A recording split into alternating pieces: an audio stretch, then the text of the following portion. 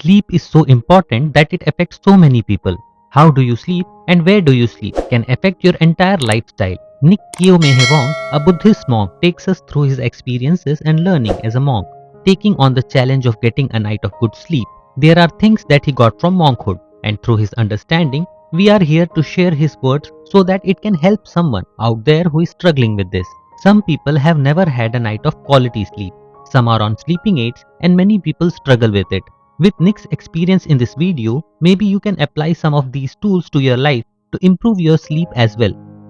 Sleep in a room designed only for sleeping. People use their bedrooms as living rooms. This is where some eat, drink, work, anything and everything.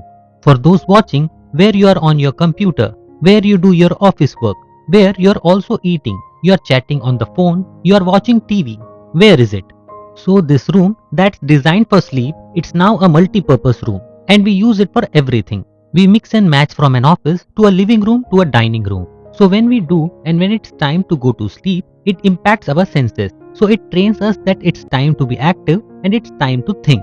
Nick shares his experience. The only thing he had at monkhood was a tent. You go to sleep straight away because you are not on your phones, not checking the internet, not doing any of that stuff, but simply having that environment. It trains our mind that when you walk into the bedroom, which in his case was a tent, it is time to sleep. Nothing else. It trains your mind to already be there, be still, and it develops that habit. So when you lay down, automatically you can fall asleep very quickly. So use your bedroom for its intended purpose. When you do that with just your room, just your bed and its sleep time, you will be able to knock that habit out easily and it will definitely improve. Not sleeping on a high or luxurious bed. One of the habits that we often fight with is laziness. The bed of a monk is not comfortable because when it is that comfortable, you don't want to leave. But in the monkhood, it was the opposite for Nick. You have a thin yoga mat that is not so comfortable when you don't have that fluffy pillow and blanket. When it's time to wake up, you just get up. You don't stay laying around, just wasting more time. But really, when you sleep on something so basic, it helps you fight the urge of being lazy. So for us again, having a thin, low bed on the ground makes it easier to wake up, to get your stuff and go out, ready to start the day. There are people with back problems. You consult your doctor. This isn't for everyone. But if you can sleep on something that is not that luxurious, something low on the ground, you can adopt this. This will teach you not to be lazy, procrastinate, and then get up, get out, and keep going. Have a consistent sleep time. Another thing in monkhood that he mentions is that he had consistent sleep time. As a monk, he had lights out at 10 pm. In the beginning, it's tough. Our sensory is still moving.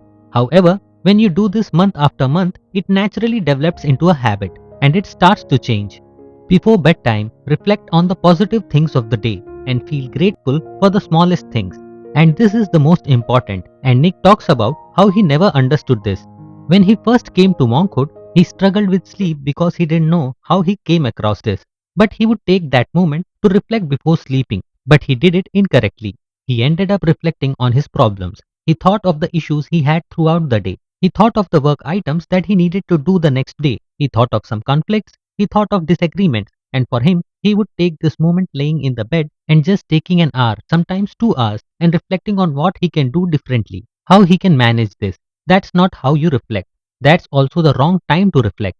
Do you know that the last thing that you think about when you go to bed is automatically the first thing you think about when you wake up the next day? The thing that they teach us is really to sleep in a sea of merit. He remembers his time during monkhood, and what that means is to think about not reflecting on your problems but actually contemplating the good deeds you have done for the day, things that make you feel proud. If you can't think of anything good or proud that you did that day, think of something throughout this week. Did you help your parents? Help co-workers? What good did you do this week? Expand it. What good did you do this month? What good did you do this year or this lifetime? Take that energy and good and pure energy and put that art at your center. And this energy should be bright. It should be clear. And just imagine when you are sleeping, put out your sensors. Allow it to cover you like a blanket.